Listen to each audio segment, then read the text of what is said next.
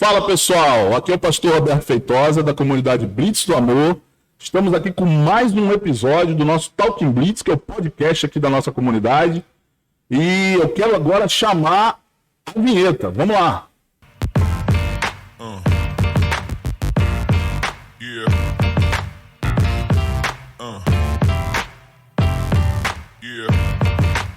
Fala pessoal, estou aqui com um convidado hoje mais que especial.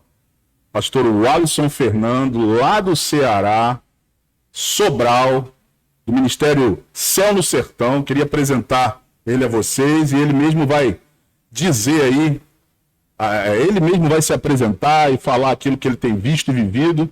E é uma honra ter ele conosco aqui. E aí, pastor, como é que estão as coisas? Pastor, que alegria estar aqui, que alegria viver esse momento, né? Estou muito feliz mesmo ver daquilo que Deus tem feito, né? A maneira pela qual Deus tem expandido a sua obra, a sua grande comissão, e conhecer um cara que é tão amigo de Jesus, tão apaixonado por aquilo que Jesus é apaixonado. Então estou muito feliz de estar aqui. Hoje nós estamos lá no sertão do Ceará.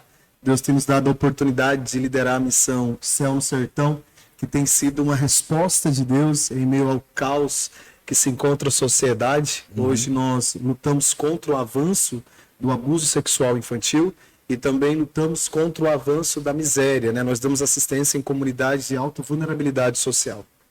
Aonde você exatamente está localizado ali no Ceará? Qual é a cidade? Pronto. Nós estamos na cidade de Sobral, né? Nós trabalhamos em um distrito próximo, né? No sertão bem próximo, que é no Boqueirão, Carrapeta, Sítio Areia, Gameleira e Santa Rosa. Isso são vilarejos? Isso, são vilarejos. Só que lá nós chamamos ou comunidade ou sertão. As pessoas têm a prática de chamar de sertão. De Fortaleza, para chegar lá, quanto tempo gasta e como faz para as pessoas chegarem até o Céu no Sertão? Pronto, hoje o nosso meio de transporte é lá, né, em Fortaleza. A gente sai de Fortaleza em direção a Sobral, a empresa de ônibus, né, que é a Guanabara, que faz essa linha. E de lá da cidade de Sobral até a comunidade tem que ser carros particulares, porque não tem transporte até lá. Sim. Então, para a gente dar uma alavancada aqui na nossa conversa e começar indo gradativamente, eu queria que você contasse para nós como você conheceu o Senhor, como é que foi o teu processo de conversão, né, aquilo que incomodou você, até para você chegar no Céu do Sertão. Queria que você contasse aí para a gente como é que foi essa sua caminhada aí. Então, pastor, eu tive a oportunidade de ter sido alcançado na minha infância, né? Eu comecei para a igreja desde pequeno. Você é crente de família cristã ou não? Entre aspas, porque assim, a maneira pela qual passei a ser crente foi bem curioso, porque minha mãe foi a primeira que se converteu dentro de casa. E eu lembro que nós mudamos por um bairro que estava começando a ser construído, um bairro que estava nascendo recentemente. E aí, na casa que nós morávamos, tinha uma igreja que estava sendo plantada, né? Na casa que vocês moravam? Em frente. Era sim. Porta a porta, sim, né? Sim. Era um barraco de lona, eu lembro até hoje, telha, né? E os bancos eram troncos de madeira, eram cadeiras que os moradores traziam, os irmãos traziam das suas próprias casas, não tinha cadeira, era chão batido mesmo. E eu lembro que minha mãe começou a participar do ciclo de oração. E aí eu ia com a minha mãe, né? O ciclo a oração começava por volta de umas 6 da manhã. Eu acompanhava minha mãe para minha mãe não ir sozinha, para meu pai não achar ruim, né? Porque naquela época não era tão visado mulher ir sozinha para a igreja, né? Tinha toda uma questão de preconceito. Então eu começo acompanhando a minha mãe. Então eu me converto ali dentro daquele ambiente de oração. Dentro das irmãs do coque, vestido longo, era uma Assembleia de Deus que estava sendo plantada ali em frente de casa. Então, eu aceito Jesus nesse ambiente, né? Eu tenho várias lembranças da minha infância dentro da igreja, só que depois de um tempo eu me afasto dos caminhos do Senhor, naquele desejo na adolescência, querer conhecer as coisas, achar que a igreja não era suficiente, achar que tinha uma vida inteira ali para frente. Eu me afasto, mas só que depois eu volto rapidamente, né? Graças a Deus. Mesmo estando afastado, graças a Deus, meu coração sempre queimou muito por Jesus, né? Sempre tive um temor muito grande por Deus. E aí depois eu retorno novamente para a igreja. E quando eu retorno para a igreja, eu retorno decidido a ser um fator de transformação, porque eu sempre quis ser usado por Deus. Eu sempre quis fazer parte de algo em Deus. Esse foi um desejo desde criança, quando você se converteu. Eu lembro que naquela época, enquanto meus amigos jogavam videogame, né, Nintendo, eu brincava de cutinho com as minhas irmãs, eu brincava de igreja. Que legal. Eu vestia a roupa do meu pai. É mesmo. Eu era o pastor da igreja, a minha irmã era missionária e minha outra irmãzinha era a irmã da igreja. Sempre tem um missionário metido sempre no meio. missionário no meio. Então a gente usava aquela Bíblia, né, do Novo Testamento, Sim, aquela dos pequenininha, Gideões. dos Gideões, e ali a gente brincava de cutinho, brincava de igrejinha, era muito interessante. E mal sabia eu que aquilo ali Deus estava me preparando para o ministério, né? Uma brincadeira que se tornou uma realidade, né? Hoje eu sou pastor, né? Fui ordenado, já são quase 10 anos de ordenação. Então hoje eu sou um pastor, fui o primeiro pastor da família, né? E isso para mim é bem interessante porque Deus viu que estava no meu coração, como eu falei, eu sempre tive um desejo muito grande de ser um instrumento, né? De ser usado por Deus. Então quando eu retorno para a igreja, eu retorno decidido a ser diferente, a fazer a diferença. Legal. E aí, o senhor perguntou, né, como é que nasceu esse desejo. Hoje nós trabalhamos com crianças vítimas de abuso sexual. Então Sim. hoje nós trabalhamos resgatando a identidade. Esse é o foco da missão Céu no Sertão. É um dos focos principais, mas Sim. digamos que esse é o mais importante. Sim. Porque o sertão hoje, a cada 5 crianças, 3 sofrem violência sexual. A gente está falando de comunidades, de lugares, de vilarejos, onde crianças são vendidas, onde crianças são trocadas em prato de comida, em quilo de arroz, feijão. Elas acabam tendo a sua vida destruída, abusada, para de alguma maneira trazer benefícios para sua própria família. Então eu perguntei muito para Deus, pastor, qual era o meu chamado? Perguntei muito para Deus, porque o senhor vai lembrar muito disso, lá em 90, 96, 97, quais eram os grandes pregadores? Era todo mundo que era ex alguma coisa. Então era ex-bruxo, era ex não sei o quê, alguém era bruxo, era ex-maçom, né? A época dos testemunhos, Era a porque época a pessoa dos era testemunhos. sempre Isso. algo terrível no passado. Né? Então, assim, eu cresci em um ambiente em que todo grande pregador, não é nem estou falando de nome de Deus, mas todo grande pregador era alguém que era ex alguma coisa. Então, Deus falava comigo desde a minha infância, você vai ser um grande pastor, eu vou te levar para as nações, você vai pregar em muitos lugares, você vai ser um grande pregador. E eu entrava em casa em crise, eu chegava em casa, depois daquela profecia, ficava em crise, porque todo grande pregador era alguém que tinha um testemunho grande, eu não tinha testemunho.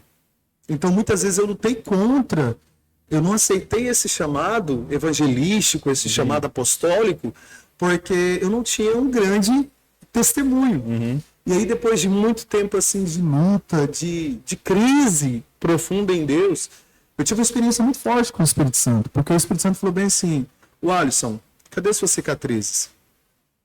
Você tem uma cicatriz, você tem uma história. Deus fez algo na sua vida. Cadê sua cicatriz? E eu comecei a perceber, uma coisa que eu quero falar aqui, aproveitar o gancho, pastor. Já fica à O nome vontade. de Deus, ele não pode ser conhecido simplesmente pela sua boa dicção vocal, né? Pelo seu sermão. Ele precisa ser reconhecido pelos seus frutos e pelas suas cicatrizes.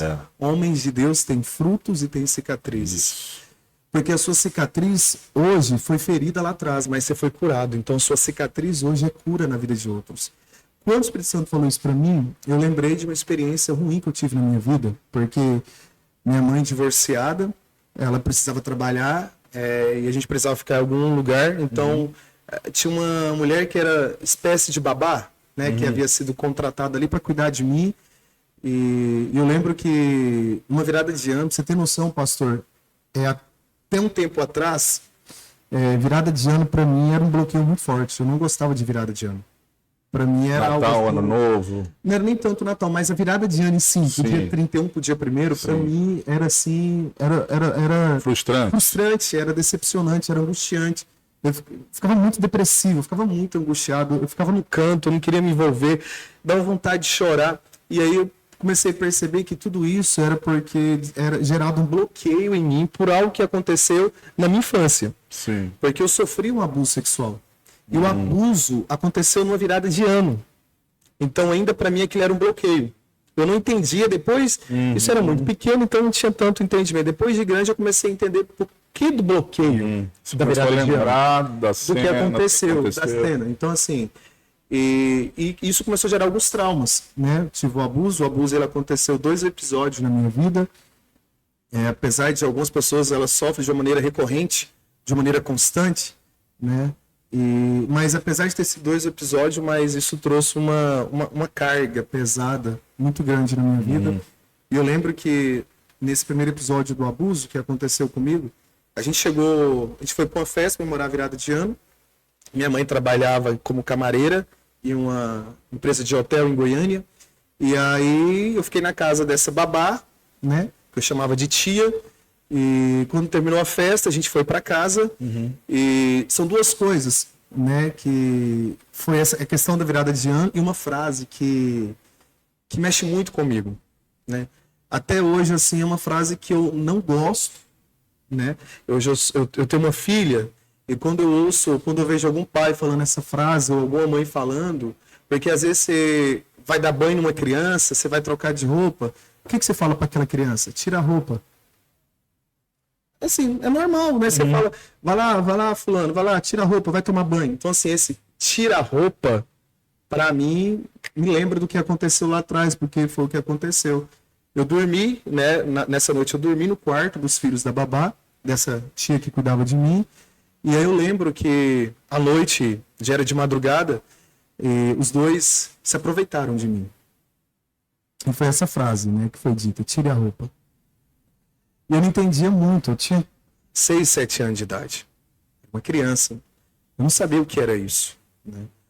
Sei lá, será que eu mijei aqui? É para mim tomar banho? Será que a roupa tá suja? E durante aquela madrugada eu fui brutalmente violentado por aqueles 2 irmãos. E para mim foi a pior noite da minha vida. Eu desejei profundamente que o dia amanhecesse. Eu queria ver o sol nascer. Porque eu queria acreditar que aquilo que aconteceu comigo era um pesadelo. O que você faz depois de um pesadelo? Você acorda. Você agradece porque só foi um pesadelo. Mas não foi um pesadelo para mim. Aquilo foi uma realidade. Eu vivi aquilo dali. Então, e em seguida, a gente muda de bairro, que entra essa questão da gente, na frente da nossa casa, uma igreja está sendo plantada. E aí, 7, 8 anos, eu sou alcançado, né? Vou para a igreja, começo a caminhar com Jesus. Jesus entra na minha vida. Jesus muda a minha história. Jesus me dá motivos para viver. Mas só que a crise do pós-abuso não veio durante a infância. A crise do abuso veio ali na adolescência. Foi daí que eu cresci nessa coisa. Eu preciso sair daqui, eu preciso viver a vida, eu preciso disso daqui. E isso mexeu muito comigo. E quando o Espírito Santo falou assim da cicatriz, eu lembrei dessa cena. Porque eu carrego uma cicatriz. Que talvez é diferente da cicatriz que o senhor carrega. Que o Joãozinho carrega, que o Pedro carrega, que a Francisca carrega. Mas todos nós temos uma cicatriz. O que é essa cicatriz? Eu olho, eu tenho alguma cicatriz de machucado. Caí quando era pequeno, né, ralei, eu tenho uma cicatriz aqui. No dia, doeu bastante essa dor. Eu chorei. Porque doeu até cicatrizar. Hoje está só a cicatriz. Quando você olha para sua cicatriz, você sente dor? Não. Por quê? Porque já foi muito tempo, foi naquela época. Você foi curado, né? Exatamente. Cicatrizou, então pronto. Hoje você só tem o quê? A cicatriz. Então, A marca. quando você vê uma criança que machucou, que caiu, você mostra, olha, o tio, o papai, né? Olha, eu também caí, tá aqui, mas só que curou. Eu venci, eu tô vivendo a vida. E aí que eu entendi. Eu posso resgatar. Eu posso restaurar. Eu posso mostrar para essa geração de Alisson, né? Que está sofrendo um tipo de violência sexual, algum tipo de abuso sexual, que independente do que fizeram com você, você tem a oportunidade de trazer significado. Você tem a oportunidade de ser um fator de transformação, de mudar a vida de outros. Então, eu sei que não tem nada legal no abuso. Nenhum tipo de dor, né, de violência, não tem nada de legal. Mas quando você olha para esse lado, que o que fizeram com você cicatrizou, e você pode impulsionar a transformar a vida de outros, a cicatriz passa a ser relevante. Então, aproveitando esse gancho de tudo que você está falando, né, você é um rapaz novo, um pastor novo, né, que está exercendo com muita relevância aquilo que o Senhor te comissionou. Foi exatamente isso que te impulsionou a você, de fato, começar a trabalhar com crianças? Foi. Como que aconteceu? Eu sempre orei, como eu falei lá no início, sempre orei para ser um instrumento nas mãos de Deus. Eu tinha um desejo, pastor. Então, assim, eu fui levantado diácono muito cedo na igreja, eu fui obreiro muito cedo, assim, eu queria servir, né? Enquanto a galera queria ficar de oba-oba na igreja, eu tava lavando o banheiro da igreja, eu tava varrendo o prédio, não é que eu queria ser visto, eu queria servir, eu queria ser útil. Então, para mim, aquilo ali era prazeroso. O meu pastor, né, a liderança começou a enxergar, eu acho que começou a ver que eu tinha potencial e começou a me envolver muito cedo no ministério, na liderança. Legal que você falou aí, cara, que liderança começa a ser visto das coisas que a gente faz nos bastidores, não estando sempre à vista no microfone. Sim. Eu costumo dizer que, para quem tem chamado para ser pastor, o teste do pastor vai ser a limpeza do banheiro. Porque eu comecei a ser visto como pastor limpando o banheiro da igreja onde eu era pastoreado. Uau! Né? E, então, como é que aconteceu? Eu comecei a ver relatos, né? Eu participei de um evento em São Paulo, em uma conferência do Juliano Som. E nessa conferência, uma pessoa que estava pregando, ou foi não lembro se foi tipo um outdoor que eu vi, foi lá no evento que eu vi esse número, quando eu vi que algumas crianças eram abusadas sexualmente no Nordeste, né? Que havia muitos casos de exploração sexual, né? Que o estado do Ceará, e depois eu comecei a fazer muitas pesquisas, o estado do Ceará hoje, ele é o segundo estado do Brasil com o maior ponto de exploração sexual infantil. Nós temos mais de 1.000 pontos. Uau! Então, assim, é um número muito expressivo, é um número muito grande. Então, assim, o senhor imagina, se o segundo lugar tem tudo isso, eu imagino quem está em primeiro lugar. E eu comecei, como eu falei, entrava em crise para tentar descobrir qual era o meu chamado. Eu falei, mano, eu carrego uma história. Eu carrego um testemunho vivo do que Jesus fez na minha vida, do que Jesus transformou.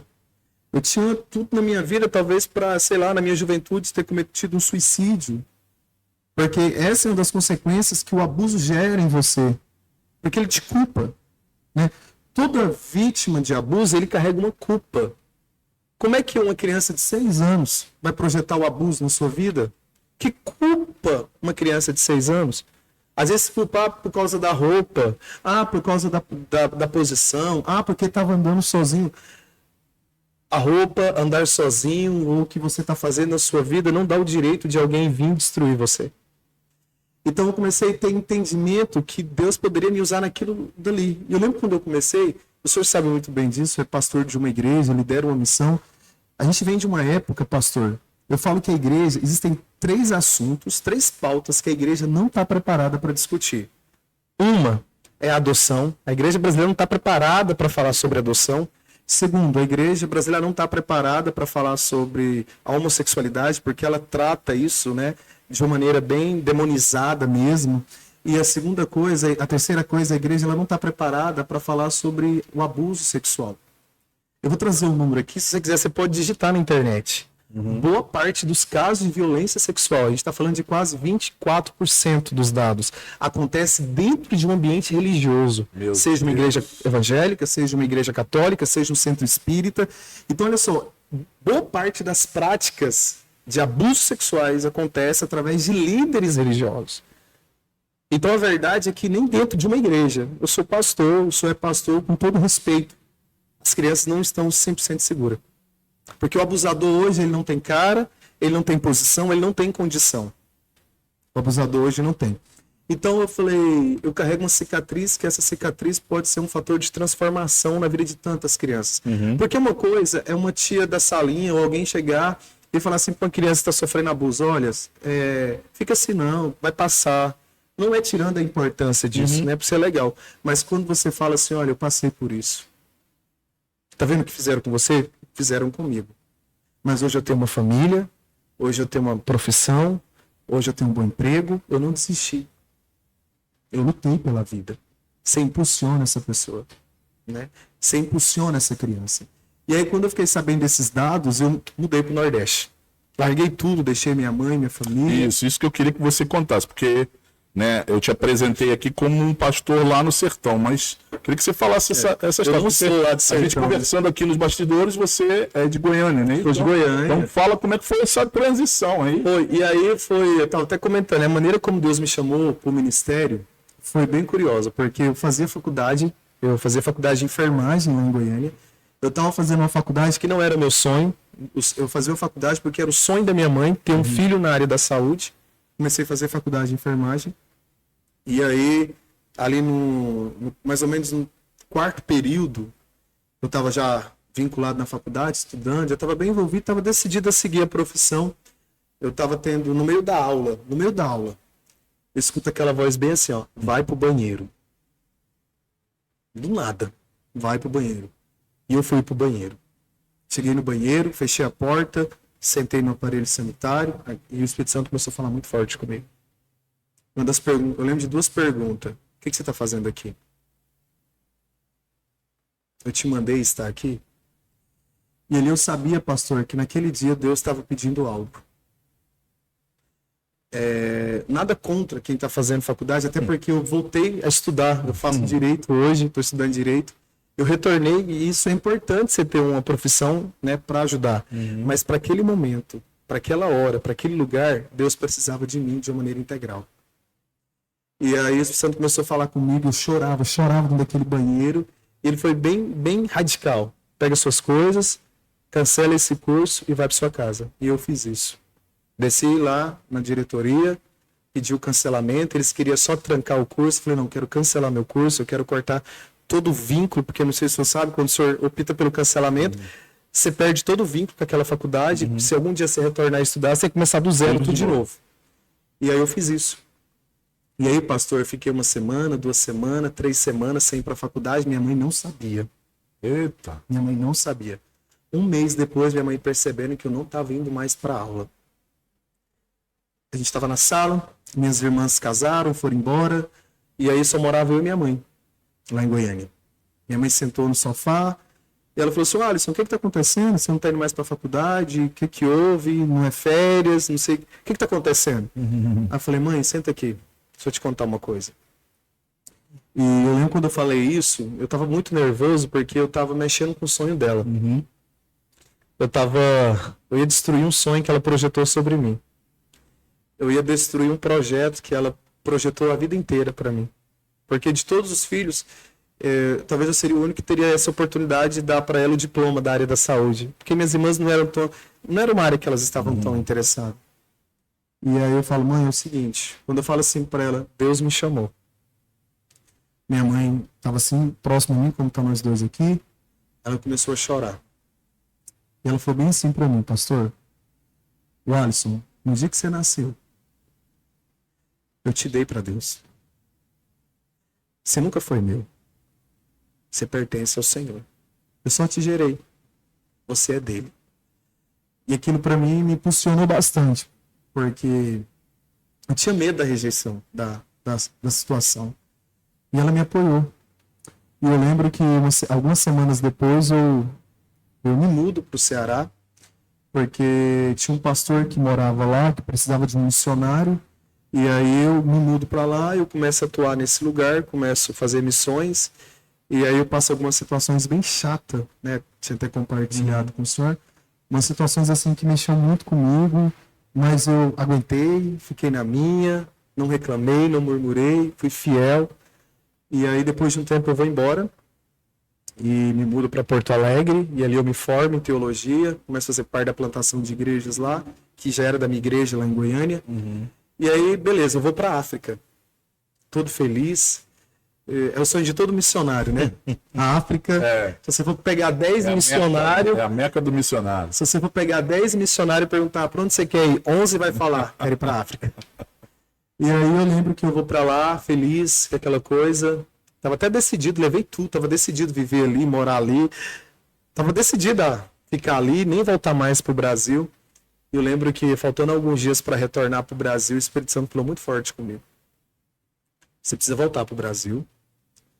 E eu falei assim, eu volto, mas eu não volto pro Nordeste. E ele falou assim, você vai voltar pro Brasil e volta pro Nordeste. Eu falei, beleza, eu vou para qualquer lugar do Nordeste, menos pro Ceará. Você vai voltar pro Ceará. Tá bom, mas eu volto para qualquer lugar, menos Sobral, e é para lá que você vai voltar.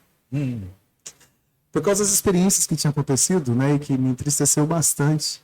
Eu poderia ter olhado para o homem, como muitos fazem. Eu poderia ter olhado para a circunstância, para os problemas que eu estava vendo, para as circunstâncias que eu estava vendo, para as faltas de compromisso que eu vivi. Pastor, sabe o que é assim? Você está no campo e você não tem o dinheiro para comprar um creme dental? Sabe que você está no campo? Eu estou falando de coisas básicas. Você não tem condição de comprar um sabonete. Eu vivi isso. De não ter o desodorante.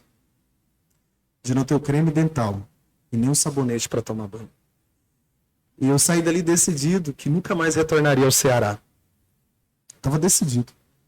E aí, quando Deus me traz de volta, eu vou para o Ceará, retorno para o Brasil, e aí eu vou para o Ceará em seguida, e aí eu vou para uma comunidade chamada Gameleira, e eu quero muito te levar para conhecer esse lugar. E lá naquele lugar, no dia 28 de agosto de 2015, Deus libera uma palavra.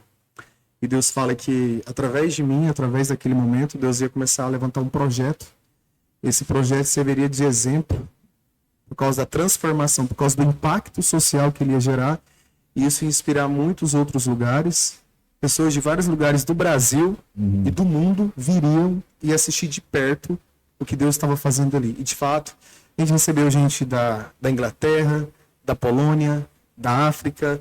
Esses dias nós recebemos um casal da Coreia, um casal de missionários que vieram para conhecer. Porque assim, o que todo mundo... Coreia do Sul. Porque o que todo mundo pergunta é o seguinte: o Céu no Sertão cresceu muito. A gente está falando de números, de família. A gente está falando de mais de 3 mil famílias, sabe? Milhares de crianças, mais de 94 comunidades alcançadas. Uau. E já tivemos em missões no Piauí, temos um trabalho missionário no sertão da Bahia, inclusive, também para a Bahia agora, mês que vem. Agora no Ceará, o meu sonho é alcançar os 9 estados que compõem o Nordeste, né? Porque onde o Senhor tem nos plantado, eu acredito no derramar de Deus sobre o Nordeste, um vento e um fogo de avivamento que está vindo sobre nós, né? E eu estou me apegando nessa promessa, e eu creio que são nos lugares baixos, que são nos lugares mais improváveis da nossa nação, que Deus vai levantar uma igreja relevante, uma igreja forte, uma igreja comprometida, pessoas que vão se doar sem medo, sem reserva, sabe, pastor? A gente precisa, a nossa geração, ela precisa de querer ter reserva. A gente só vai fazer missão se eu tiver condição. A gente só vai para um evento se tiver dinheiro. A gente precisa aprender a depender de Deus. Nós precisamos aprender a confiar em Deus, porque se a obra é dele, ele vai prover o que você precisa. Ele vai dar o que você necessita. A Bíblia fala, nos ensina a orar para que o dono da seara envie o quê? Os seus trabalhadores. Quem envia é ele. Se ele envia, ele vai enviar o recurso para os trabalhadores. Então a gente precisa parar de querer trabalhar com Deus na base da reserva, na base dessa independência. É como se tudo que a gente for fazer para Deus depende de algo, depende de uma condição, depende de uma situação, depende de uma pessoa. A gente tem que depender unicamente de Deus. E o Céu no Sertão, eu falo para você, pastor, ele é 100% uma obra que depende de Deus. Nós não dependemos, eu já recebi tantas pessoas, de empresário a políticos, a influências que já foram lá e prometeram assim, meu Deus, se tudo que esse povo prometeu, meu Deus, a gente hoje é a maior instituição missionária, pastor. Mas eu não me apego a isso, eu me apego àquele que prometeu, que é fiel para cumprir, o Senhor. E aí, daí nasce o Instituto Céu no Sertão, no dia 28 de agosto, uma missão comprometida em salvar, resgatar e transformar e gerar oportunidades. Esse é o Céu no Sertão. E assim começou. Começou. Nós começamos, pastor, com um número... Eu lembro que na começou nessa cidade, Gameleira? É um povoado. Um povoado, né? Um povoado, uma comunidade sertaneja, um vilarejo. Começou lá, mas só que hoje todo o nosso trabalho, a gente continua atuando na Gameleira, mas nós trabalhamos no Buqueirão, que é uma comunidade mais próxima. Vilarejo. É outro vilarejo que ele é maior. A gente está falando de um lugar de quase 800 famílias, então é um lugar que a gente consegue... né, trabalhar melhor, porque na Gameleira são 3 famílias, mas a gente continua trabalhando, continua desenvolvendo, fazendo trabalho de discipulado, um trabalho evangelístico. É isso que eu queria que você falasse, porque além de você atender as crianças nessa vulnerabilidade social como miséria, também qual o outro tipo de trabalho que vocês fazem, ou outros tipos de trabalho que vocês fazem lá? Hoje nós temos um temor muito grande em Deus, a gente se tornar uma frente social. Né? Nós não somos uma instituição social, uma filantropia. Apesar que o que a gente faz é social. Sim.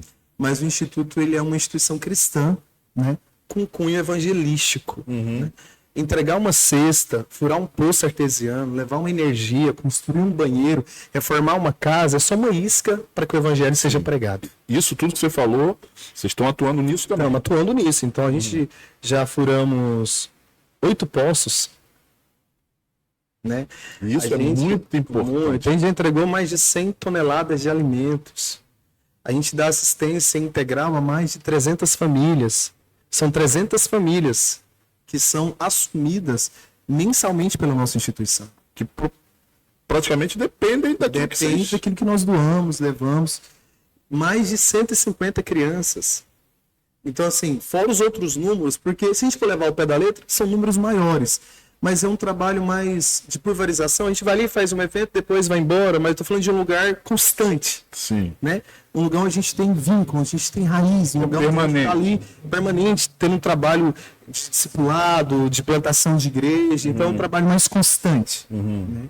Então hoje nós temos esse trabalho de discipulado, de plantação de igreja, onde nós usamos todas essas questões do preenchimento social como uma oportunidade da pregação do evangelho. Sim, é o que você falou, é uma isca para que as pessoas se aproximem. Porque, vamos lá, pastor, você está num lugar, você tem lá 8 pessoas dentro de uma casa, eu sei que a oração, eles precisam de uma oração, mas eles querem uma oração, uma visita de um pastor, mas eles querem mais do que uma oração, eles querem pão também. Né? Talvez até atenção. Até atenção, né? E Jesus ele teve essa preocupação na multiplicação dos 5 pães e 2 peixinhos. Ele falou: olha, essa multidão tá me acompanhando durante muitos dias. Jesus percebeu algo, que os recursos naturais daquela multidão tinham acabado. E aí vem 2 discípulos, né? Um fala: olha, nós não temos recurso. E outro fala: olha, nós temos ali uma criança com 5 pães e 2 peixinhos, é um menino. Então traz, porque é o suficiente. E ele ora pela multiplicação, ele dá graças a Deus, o pão e o peixe é multiplicado, e ele manda servir para aqueles homens. Depois de um dia inteiro de pregação. Então, eu acredito que nós podemos, uma mão andar com óleo, e outra mão a gente pode andar com peixe. Vem cá, eu te oro, mas tá aqui o pão, né, para você repartir sobre a mesa. Então a gente usa isso como uma estratégia. Sim. Mas não é tudo. Mas é necessário. Sim. Porque a gente está falando de um lugar que a gente vê, né, essa dependência da política, de outros, mas a gente está falando de coisas simples que eu e você, pastor, a gente consegue fazer. E se a gente unir a nossa força, a gente consegue fazer muito mais ainda. Sim. Muito mais. Como é viver integralmente no sertão, já que você falou que já teve inúmeras visitas de pessoas conhecidas, com expressão, de repente ali na região, mas que prometem e não cumprem aquilo que prometem, e você de fato depende de Deus. Como é de fato depender do Senhor? Pastor, quando ele fala assim que muitos são chamados, mas poucos são escolhidos, eu levo mais para o profundo. Eu acho que isso é para quem realmente tem um desejo para o ministério. Não é fácil não, o senhor sabe muito bem disso, né? Mas é tão prazeroso depender de alguém que a força vai além de você. É tão prazeroso depender de alguém que não tem só uma promessa, uma palavra para te cumprir, mas alguém que vai suprir suas necessidades. Então, assim, depender... Eu falo uma coisa para o senhor, isso não é orgulho. Se hoje eu receber essa oportunidade de trabalhar numa multinacional, isso não é orgulho. Eu estou falando do fundo do meu coração. E eu ganhasse o melhor salário, pastor, eu acho que eu seria o CEO de uma empresa mais frustrado do mundo. Eu te entendo. Mais frustrado. Porque aquilo para mim não seria tudo. Quando você encontra o propósito, quando você se encontra com o propósito, com aquilo que faz seu coração queimar, você pode estar no meio da pindaíba, Você pode estar no meio do furacão. Você pode estar perdido. Você pode estar no meio do nada. Você vai estar feliz. Sabe por quê? Porque você sabe que você não está sozinho. Quando Sadraque, Mesaque e Abednego são lançados dentro daquela fornalha, eles foram felizes. Porque eles já tinham sido queimados pelo fogo. Quem é queimado pelo fogo, não foge do fogo. Quando Paulo fala assim, olha, eu sei o que é ter muito, o que é ter pouco. Eu sei em todas as circunstâncias. Eu sei.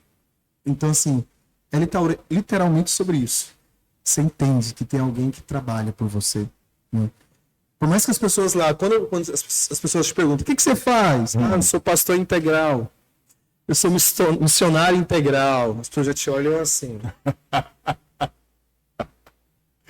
Eu sei que é isso. Eu já senti, eu sinto isso ainda na pele. Ainda mais quando você precisa provar a profissão, quando você quer comprar alguma coisa. Você vai lá nas Casas Bahia. Qual que é a sua profissão? Sou pastor de tempo integral. Eu sou missionário.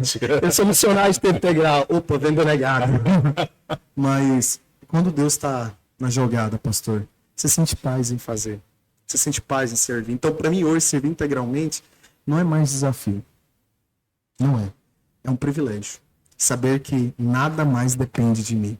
Que tudo depende dele. É por ele, por meio dele e para ele que todas as coisas existem, subsistem e vieram à existência.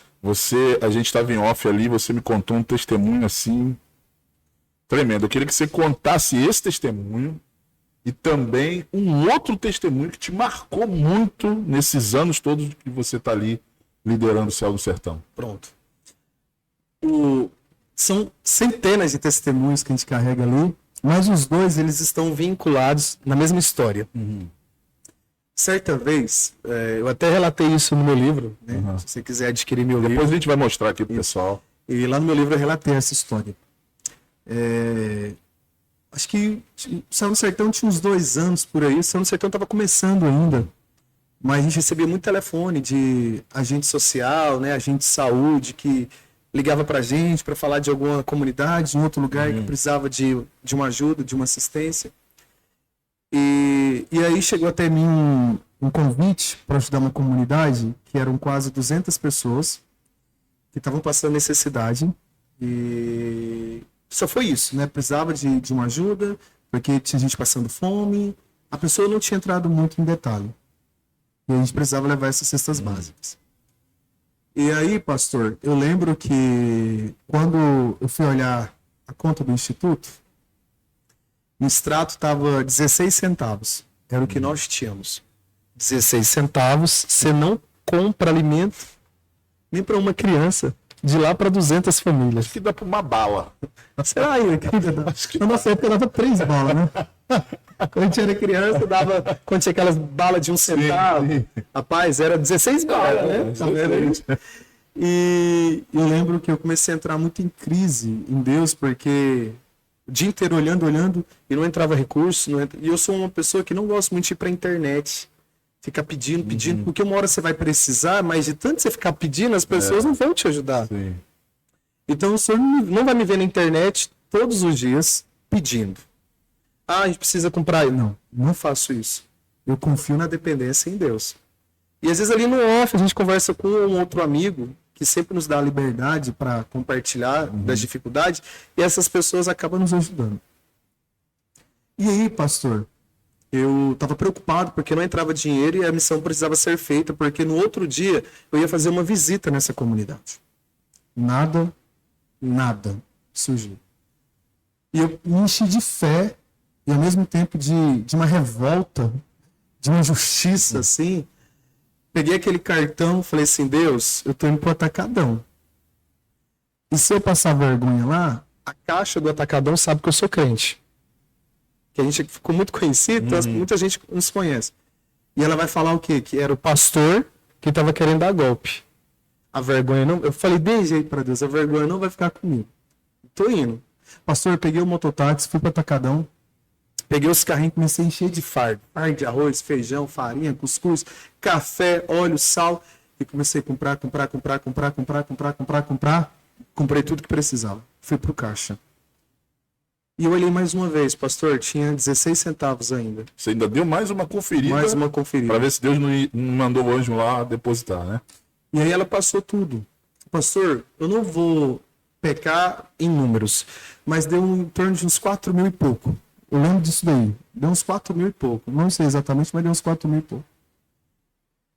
Aí ela perguntou como é que vai ser a forma de pagamento. Porque era muita comida, a gente comprou muita coisa. A gente está falando de muitas cestas básicas. Uma cesta básica no sertão hoje, ele custa em média uns R$ 79. Então, ou seja, é muita coisa. Aí ela perguntou bem assim, como é que vai ser a forma de pagamento? Aí eu falei assim, moça, vai ser no cartão. Aí ela perguntou, crédito ou débito? Aí eu falei, vai ser no débito. Aí ela mais uma vez, não, mas você pode parcelar em até 8 vezes, 10 vezes sem juros. Falei, moça, vai ser no débito. E nisso eu tava tremendo igual uma vara verde. Sabe aquele suor frio que desce assim? E meu Deus, e agora? Pastor, coloquei o cartão, digitei e apertei Enter. Aquele negócio nunca foi tão rápido. E quando você vai fazer uma compra, às vezes demora, fica lá, carregando. Sinal. Carregando. Foi assim, ó. A hora que eu coloquei Enter, aprovado. Meu Deus. Pastor, eu comecei a chorar naquele lugar, porque Deus sabe, a gente não tinha recurso. Não tinha. Quem pagou? Deus. E eu olhei depois a conta. Não tinha aquele valor. Até aí foi o primeiro milagre. Fui visitar a comunidade para fazer um mapeamento junto com a minha equipe. Chegando nessa comunidade, algumas crianças se aproximou de mim para brincar, tudo. E quando a gente já estava indo embora, uma criança, um menino, de mais ou menos uns 8, 9 anos, ele chegou em mim e fez um pedido, que aquele pedido mexeu bastante comigo. Ele falou bem assim, tio, bem baixinho, não traz sopa. Porque a gente falou aqui no outro dia para fazer uma festa, um evento bem grande, ia levar pula-pula, brinquedo, comida, né, cachorro quente, ia levar um bocado de coisa, cestas básicas. A gente foi lá fazer um movimento para convidar a comunidade. E quando ele falou aquilo para mim, eu não me atentei. Sei lá, eu achei que poderia ser alguma coisa, estava enjoado de comer sopa. Até porque lá no Ceará, a sopa é uma coisa muito comum. Muito comum. Né? Muito comum. E aí, pastor, quando a gente já estava indo embora, a moça que estava conosco falou bem assim, sabe por que ele pediu para não trazer sopa? E eu falei, por quê? Ela falou assim, olha, o que eu vou falar aqui, você não pode falar para ninguém. Pelo amor de Deus, senão isso vai me complicar, eu posso até morrer. Eu falei, não, tudo bem. Não, porque alguns homens aqui da comunidade, eles estão abusando de algumas crianças. Eles estão dando sopa. Mas a sopa é em troca de relação sexual. Meu Deus. E por que a gente foi para essa comunidade? Porque falaram bem assim para mim que nesse lugar tinham crianças que estavam comendo fezes, pastor. Meu Deus. Porque não tinham o que comer. Peraí. A gente tem uma problemática social, mas ao mesmo tempo um problema espiritual. A gente tem uma situação onde pessoas aproveitam a vulnerabilidade daquele lugar para cometer atos, para cometer crimes. Quando ela falou aquilo para mim, né, eu já sabia que algumas crianças ali, algumas pessoas estavam comendo fezes, a própria fezes, porque não tinham o que comer. Meu pai. Aquilo já mexeu profundamente comigo. Aquilo já rasgou. Eu lembro que eu nem almoçar, tomar café, não tinha condição de comer algo ali, sabendo que tinha crianças a quase 100 quilômetros de mim. 100 quilômetros. 1 hora de estrada. Que estavam comendo fezes, pastor. Porque não tinham o que comer. E isso mexeu muito comigo, com a minha equipe. Nós oramos assim por dias, jejuamos. E algo precisava ser feito. E eu vi que vocês têm chama Hope, né? Nós temos até uma camisa. Né? E a camisa chamava Hope. Né? A gente fez uma missão e o nome da missão era Hope. E para essa comunidade. Né? E a gente com o propósito de levar essa esperança. E aí quando esse menino falou isso para mim, eu lembrei do milagre que aconteceu no Atacadão. Por que aconteceu aquele milagre? E aí a melhor pizzaria de Sobral entrou em contato comigo. Eu vou dar as pizzas. O outro, eu vou dar os refrigerantes. O outro, eu vou dar os cachorro quente. Pastor, nós levamos um ônibus com mais de 30 missionários. Lotado de doações. Lotado. Pastor, isso aqui que era comida? Era muita coisa. Nós temos uma mobilização. Que até hoje essa história é contada lá. E isso marcou muito a minha vida. Isso marcou muito o meu ministério. Interessante que você está falando isso, né? E a gente está num momento, agora, exatamente agora, nesses dias, que estão se falando muito na Ilha de Marajó. Né? Vamos abordar isso aqui agora. E fica um foco totalmente ligado a que está acontecendo lá. Mas a gente sabe que tem Ilha de Marajó em todos os estados, e em cada estado, em muitos lugares. E aí, às vezes, a gente concentra 100%, né? É claro que lá precisa de ajuda, sim, lá precisam de igrejas, não só a igreja, principalmente o Estado atuar lá, mas isso está em todo canto do Brasil. Todo canto. E, como o senhor falou, nós cremos que isso é uma maneira pela qual Deus tem trazido à tona, né? Para que a igreja mude o seu olhar. Né? Mas tem gente lá fazendo trabalhos incríveis. Trabalhos assim de transformação. E o grande problema de você centralizar tudo num só lugar é gigantesco, porque, como o senhor falou, a gente tem ilhas de Marajós em todo lugar. Eu trabalho dentro de uma ilha de Marajó, lá no sertão do Ceará. Na verdade, são várias, né? São várias. Você atende vários vilarejos? Vários vilarejos, várias comunidades. E o que acontece? E isso mexe bastante conosco, porque é uma realidade que a gente vem falando há anos. Não tem lugar que eu prego, no Brasil e até mesmo fora, que Deus já nos deu a oportunidade de levar a causa do sertão para outros países, né, outros lugares, porque quando eu vou, eu levo o sertão. Eu levo a realidade daquelas crianças, o que Deus tem feito e o que Ele pode fazer tendo mais recursos, mais provisão. Então, é uma problemática que está presente no Brasil. E tem lugares, pastor, que é cultural daquele lugar. Uma das comunidades, um dos lugares que nós cuidamos, que a gente teve um trabalho bem intenso no início, a mãe dava bebida alcoólica para a filha de 11 anos, para a filha de 11 anos ter relação sexual com o dono da vendinha. Meu Deus. A vendinha é espécie de um mercadinho pequeno no vilarejo, para que eles pudessem comer arroz e feijão. Eu tenho um trabalho, a gente já esteve na BR-116 e eu fui para Brasília apresentar para Damares essa problemática e eu apelidei essa BR a BR do Inferno. Por que é a BR do Inferno? Porque lá meninas e meninos se vendem por 25 centavos. Pastor, eu conheço histórias de meninas que entram dentro da cabine do caminhoneiro para ter relação sexual, para ganhar o resto de uma marmita que o caminhoneiro comeu para levar para casa. Meu Deus do céu. É uma problemática gigantesca. A gente está falando de coisas que acontecem todo dia. Nós estamos aqui há quase 30 minutos em podcast? 40 minutos. O senhor tem noção, quase uma hora, o senhor tem noção que nessa uma hora, quase 300 crianças, porque essa é uma estimativa, estão sendo violentadas sexualmente? Enquanto nós estamos aqui falando dessa causa, falando dessa problemática, dessa situação, é no Brasil. No Brasil. Crianças estão sendo exploradas no trabalho escravo, no tráfico infantil e no abuso sexual. É triste. Então, assim, gente, a gente está aqui um Alisson, um pastor, um jovem pastor, de um trabalho missionário brilhante que está sendo feito lá no sertão do Ceará, na cidade de Sobral, propriamente centralizando ali, mostrando onde eles estão.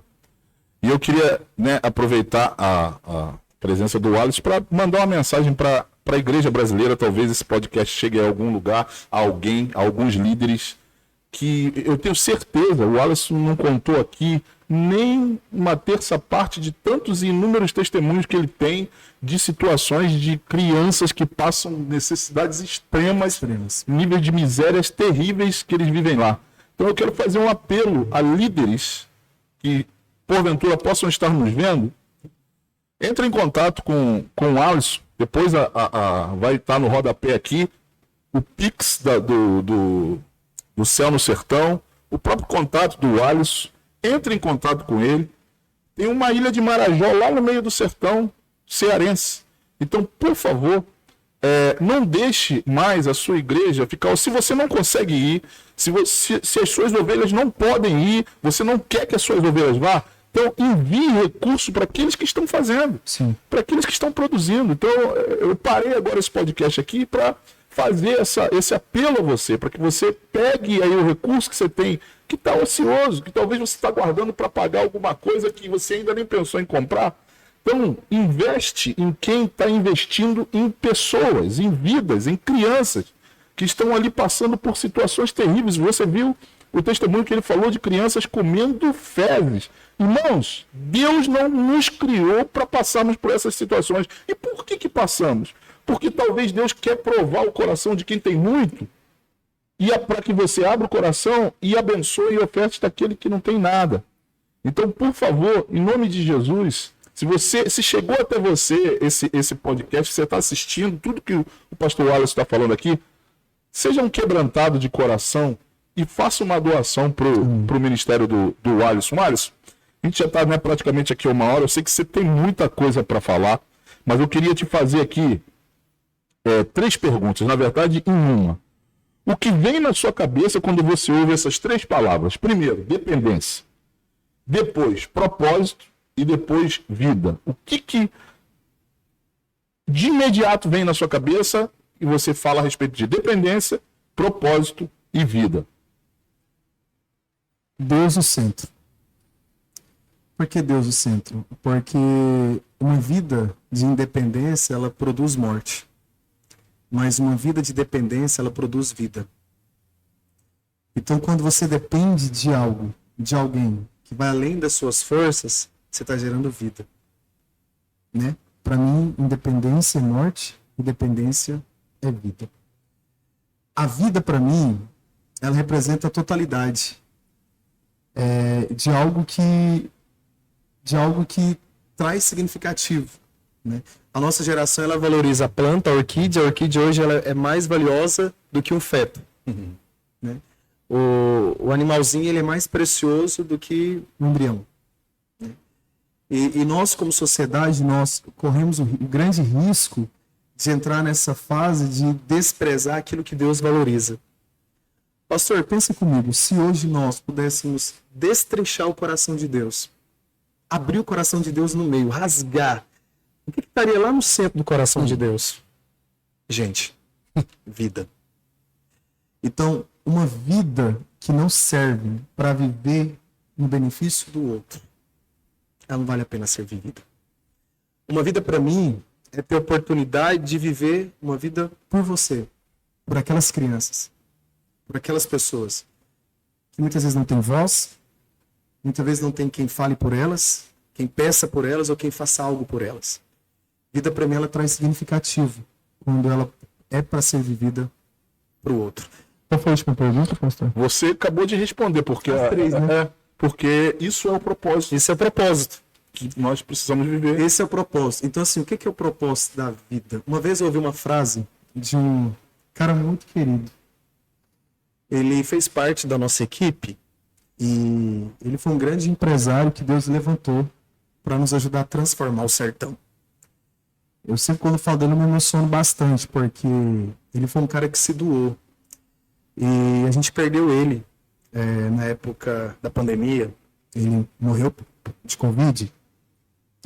E ele já era um senhor muito envolvido na nossa missão, envolvido no nosso instituto, pastor. E ele foi um homem muito precioso que esteve conosco, né? Quase 3 anos caminhando conosco, né? Um anjo que Deus nos deu. E ele foi um dos idealizadores, um dos nossos projetos. Nós temos uma hamburgada, que chama Hamburgada do Sertão. Nós temos uma parceria com a maior hamburgueria lá de Sobral, muito grande, né? Muito reconhecida. E uma vez no ano, a gente faz uma hamburgada lá no Sertão, em que ele doa 200 hambúrgueres. O mesmo hambúrguer que ele vende lá, os mais caros, os melhores, ele produz para proporcionar para as nossas crianças no sertão. É um evento gigantesco. E uma vez perguntaram para ele, falaram bem assim, por que você está aqui, Tomás? Ele chama Tomás. E ele falou bem assim, uma frase que mexeu muito e leva até hoje comigo. A melhor coisa da vida que nós temos é a oportunidade de trabalhar na construção dos sonhos das pessoas. Esse é um propósito. Uma coisa, pastor, é eu trabalhar na construção do meu sonho. Isso também é legal. Isso é bacana. Mas quando eu trabalho para construir o seu sonho, isso traz um significado maior de propósito. E eu levo essa frase comigo. Isso é o maior segredo da vida. É você trabalhar na construção dos sonhos das pessoas. Dos indivíduos que você não conhece. Porque quando você trabalha no sonho de uma pessoa que você conhece, aquela pessoa ela vai de alguma maneira querer retribuir algo para você. Ou quando você trabalha no sonho de uma pessoa que lá na frente pode retribuir. Agora, pastor, é você fazer algo por alguém que nunca, talvez, vai ter a oportunidade de retribuir o bem que você fez. Então, para mim, isso é o maior prazer. Tudo que eu faço no sertão, eu não faço pensando em troca, porque não é dinheiro que pague o investimento que nós temos feito. Mas aquelas crianças vão crescer. Talvez uma daquelas crianças que são assistidas pela nossa missão seja o próximo Neymar. Seja o próximo Kaká. Sim. Seja o próximo dono de uma emissora de televisão. Seja o próximo prefeito de Sobral, o próximo governador do Ceará. Sim. Pastor, eu não sei, mas pode ser. Imagina quando esse menino crescer. Ele vai falar a seguinte coisa: um dia eu morei numa comunidade pobre.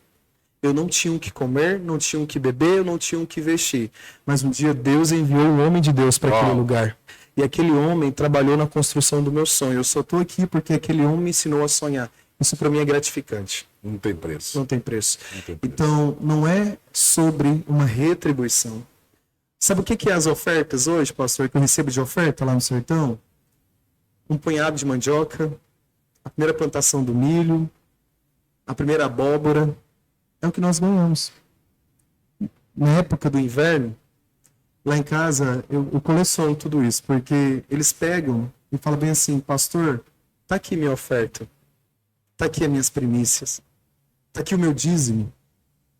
A gente está falando de milho, a gente está falando de feijão, a gente está falando de ovos de galinha que eles dão, a gente está falando de coisas simples, mas que para eles é tudo.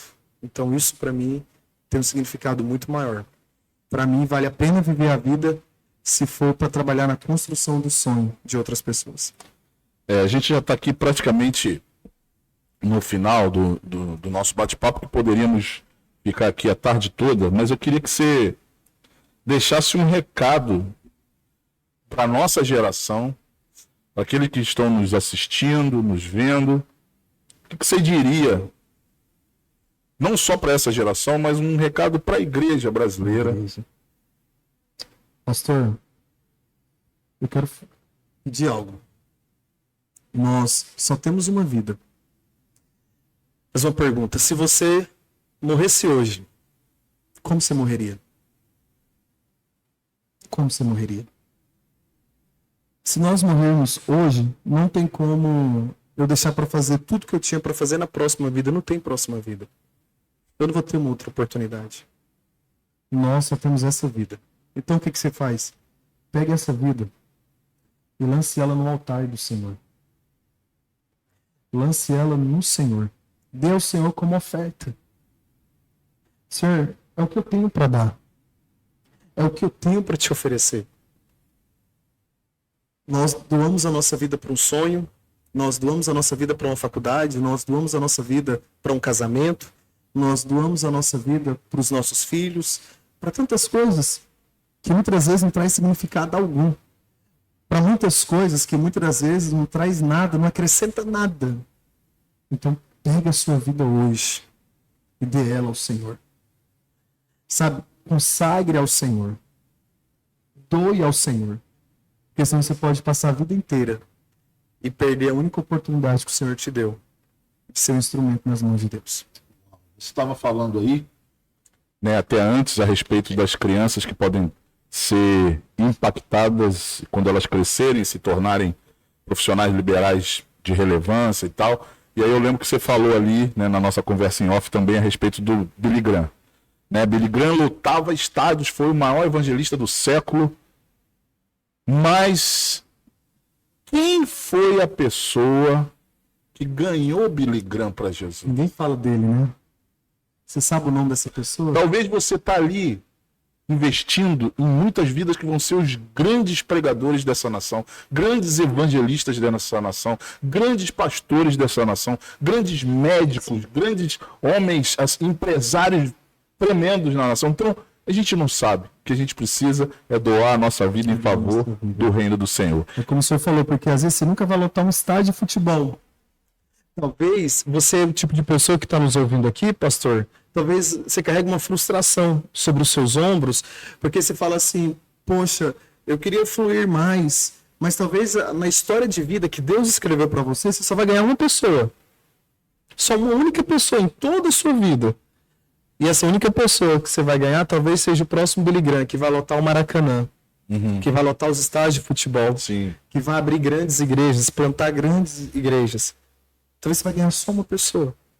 Então, uma vida toda vale a pena. Uma única vida, ela tem seu valor, ela tem sua importância. Pessoal, estamos chegando no fim. Eu quero apresentar para você aqui o livro do pastor Alisson, Até a Última Criança. O Alisson Fernando. Está disponível na internet? Disponível, na internet ainda não, mas a pessoa ela pode entrar em contato no nosso direct. Tanto Sim, vai estar no rodapé. Tanto no Sobe mais o livro. do Instituto, né? Você pode estar entrando no Instagram, tanto meu como do Instituto, e lá tem um link que disponibiliza para você fazer o pedido. Show, Viu? show. Eu tenho certeza que essa ferramenta ela vai gerar transformação. na sua Amém. igreja, Tem na muitos sua testemunhos vida. aí, né? E esse livro, pastor, só uma curiosidade, muita gente deixa às vezes de comprar porque acha que assim, mas eu não tenho um trabalho infantil, eu não trabalho com criança, então esse livro não é para mim. Esse livro é para a tia da salinha, para a esposa do pastor, para a pastora que trabalha com criança. Não, esse livro aqui é para a igreja. Essa ferramenta é uma ferramenta para a igreja, para você que é pai, mãe, tio, para você que tem criança na sua família. Isso aqui também não é só para crente, né? Deus nos deu essa oportunidade de escrever esse livro depois de uma experiência muito forte em Deus. E isso aqui é para todos. Né? Então eu tenho certeza que essa ferramenta ela vai te auxiliar na grande comissão, naquilo que Deus deseja fazer na sua cidade, na sua igreja e onde você está plantado em Deus. Pessoal, entra lá, @Céu no Sertão, dá uma olhada lá naquilo que está sendo realizado no pleno sertão cearense. Creio que vai ser bênção na sua vida. Eu quero desde já agradecer a presença do pastor Alisson. Obrigado, Uma pastor. honra, cara, te Estou receber muito aqui. feliz e alegre por estar te conhecendo. Estou muito feliz com Jesus porque ele mudou todo o trajeto tudo. Não para a fazia gente se parte, encontrar, não estava no script, não estava programado, mas Deus estava na agenda de Deus e a gente aproveitou esse momento para fazer esse podcast com ele aqui, montamos aqui rapidão, né? Agradecer aí a nossa peregrina que está ali atrás das câmeras. Olha, foi sensacional. Obrigado, cara. Obrigado. Convidar vocês desde já, ele não falou, mas eu tô falando, ó, em julho tem Pacto no Sertão lá, em Sobral, Céu no Sertão. Vocês estão tudo convidados. Entre em contato com a gente que a gente faz uma caravana do Rio de Janeiro para ir para lá. Valeu? Beijo, galera. Um abraço. Até a próxima. Valeu.